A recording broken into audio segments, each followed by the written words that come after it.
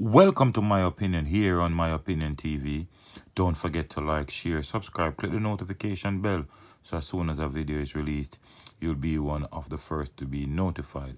And this morning we want to look at three bubbling situations. One, a double murder, again, in Kitson Town, St. Catherine, Spanish Town. A man killed after being shot in front of the University Hospital gate.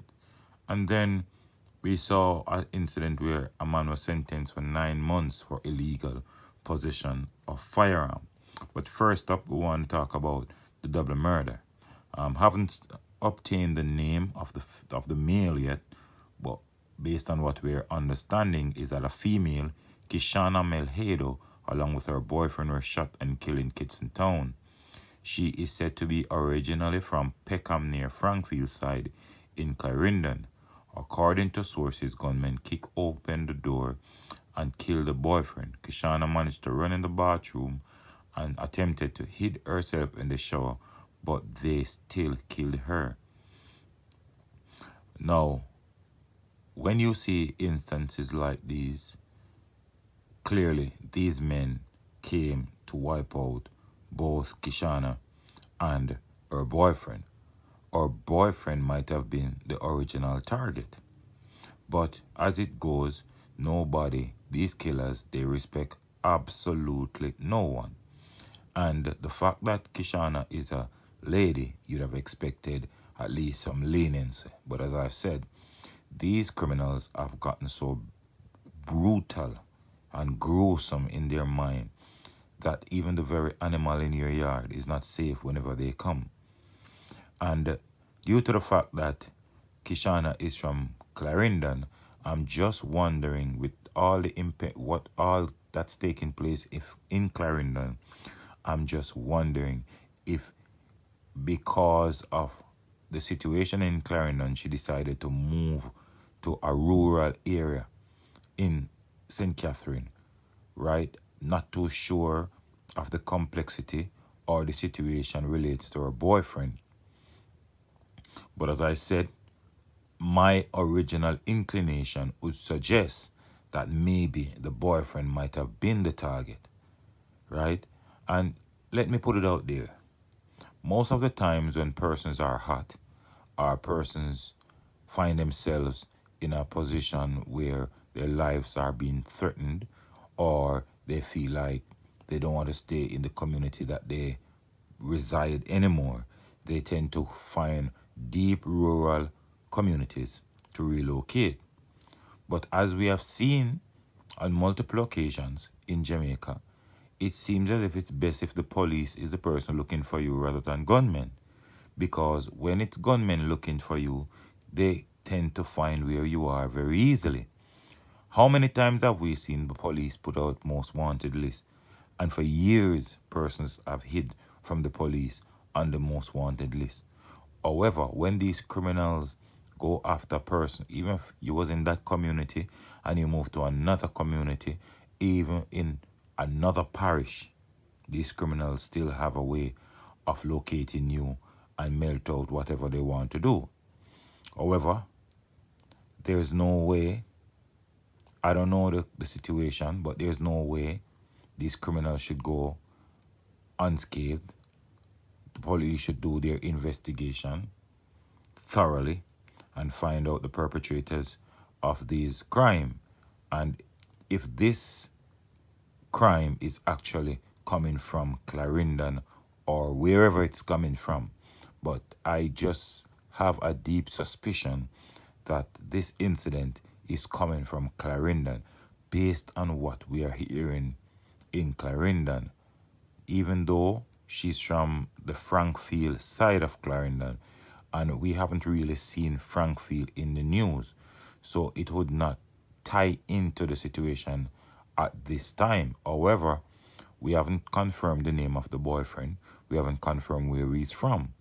So, based on the fact that we haven't confirmed that, it is only left up to speculation to say maybe he's just from Clarendon too, and as I said, maybe he was the original target. But another lives lost, another double murder, and the past 24 hours, 7 persons have been killed. For the past 24 hours, 7 persons have been killed. How much more will Jamaica bleed? Let me know in the comment section as we move on to another topic. And the other situation we want to look at is that yesterday morning at about 7 a.m., 26-year-old Junior Bryce was shot. He eventually succumbed to his injuries at the university hospital, but he was shot in front of the university hospital gate. He then walked into the accident and emergency department. He underwent treatment, but he did not make it through. Now, that area is a very dangerous area. Mona Commons, in and around that area of the university hospital, the university institution, is a very hot area. It has some very dangerous criminals around that side, and it's just a matter of time sometimes when you hear that this place is cool, no violence taking place in and around that place. But yesterday at about 7 a.m., gunshots rang out, and Junior Bryce was a victim. Now, Bryce's mother said she heard that he was attacked. She wasn't there. She was getting ready to go out to work, but she heard the shots. And when she came out, person said it was him, and then he walked over to the hospital, and that was it for her. A porter who assisted Bryce to the theater thought that he would have made it based on the strength that he had to walk from where he was attacked into the hospital, into the A&E, but eventually he just could not make it.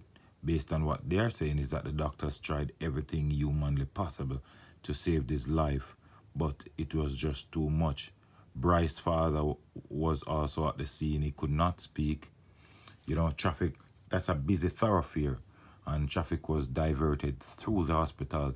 That's not something that the authorities like to do, but, you know, it's a very narrow street and not enough road space. So when a situation like this arise, more than likely the police, the crime scene detectives, will divert the traffic through the hospital to alleviate traffic backup. But based on what persons are saying, Bryce, he works on bus sometime and do a little construction, so he's a hustler basically. And when I use hustler in the sense that he juggles from one job to another, so at this minute he could be on the bus, next minute he could be in construction.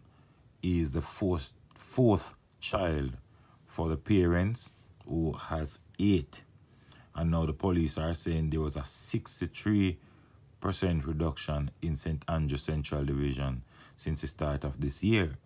Now, as I've said before in previous videos, the reality of the situation is that sometimes when these areas are calm and other areas are hot, it seems like these killers just feel like they have to make the news at some point.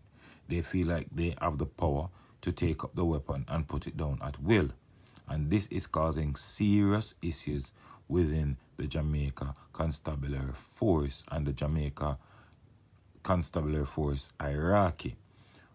They must find a way of putting away these criminals for good, because based on what we are seeing, it seems as if the criminals are the one dictating the pace, dictating when they kill, dictating when they abstain from doing all these illegal activities. But what is Jamaica coming to? Another day Jamaica bleeds. More lives lost. It's hard, it's disturbing for you to come on social media like this, on this platform, and you talk about murders almost every day. It's heart-rending, and persons are hurting. And how can we heal Jamaica, and how can we rid Jamaica of this big monster? But let me know what you think in the comment section. So the final bit of news we want to talk about is a situation involving an alleged gangster in St. Ann. He was found guilty of illegal possession of firearm and ammunition in the St. Ann Parish Court. Now, after being found guilty, he was sentenced to a mere 9 months for illegal possession of firearm. Now, this has reportedly been met with real rejection from the Jamaican public, the Jamaican judiciary, police, and all persons in and around the judicial system. Because one, if we Jamaica are having such a tremendous problem in dealing with our crime monster, there's no way under the law that these gun ammunition, possession of firearm and ammunition, these 9 month sentence, there's no way it is a deterrent to the criminals. A man being found with a gun and ammunition, if 9 months in prison is just a slap on the wrist. Clearly, we have to reach a point in Jamaica where whenever you find someone with a gun and ammunition and charges like these, they are put away for a long time. So it's a deterrent for other criminals to avoid.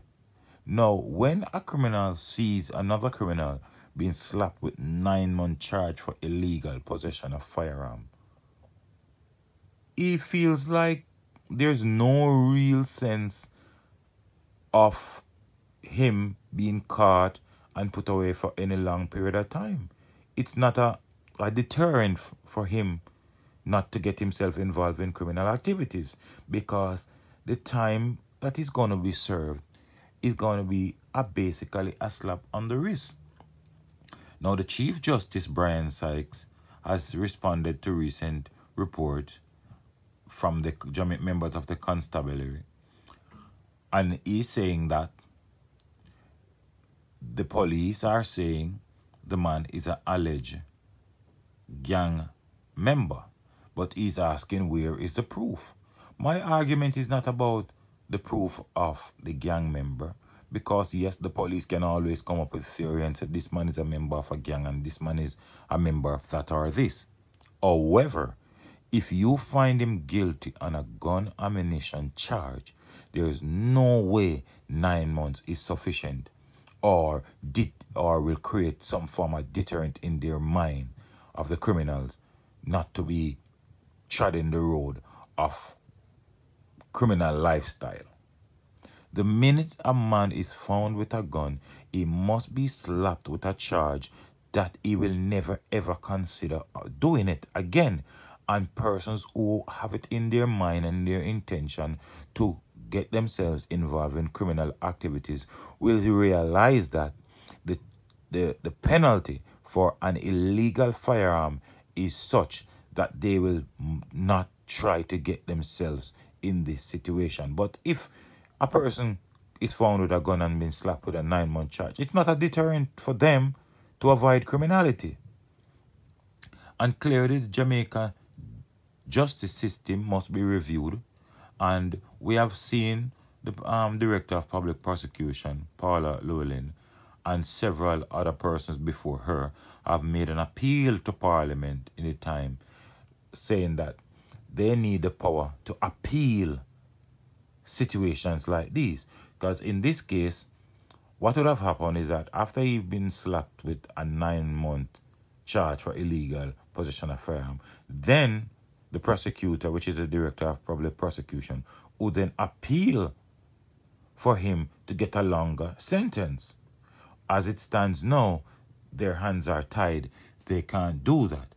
However, the Chief Justice, coming across a little bit arrogant for me in terms of saying that if the police must prove that this man is an alleged gang member, I am not saying anything is wrong with that. My point and the fundamental point that I am trying to make is that there is absolutely no way a criminal in Jamaica should be found with an illegal gun and gets 9 months. Well, Jamaica. Situations like these, if they continue, there's no way this crime wave will get any smaller. There's no way we'll rid this country of this monster called crime. But let me know what you think in the comment section. Don't forget to like, share, subscribe. Click the notification bell so as soon as a video is released, you'll be one of the first to be notified. Until next time, be safe. Look out for the children. Look out for a loved one. Look out for a neighbor. And most of all, keep it locked on My Opinion TV.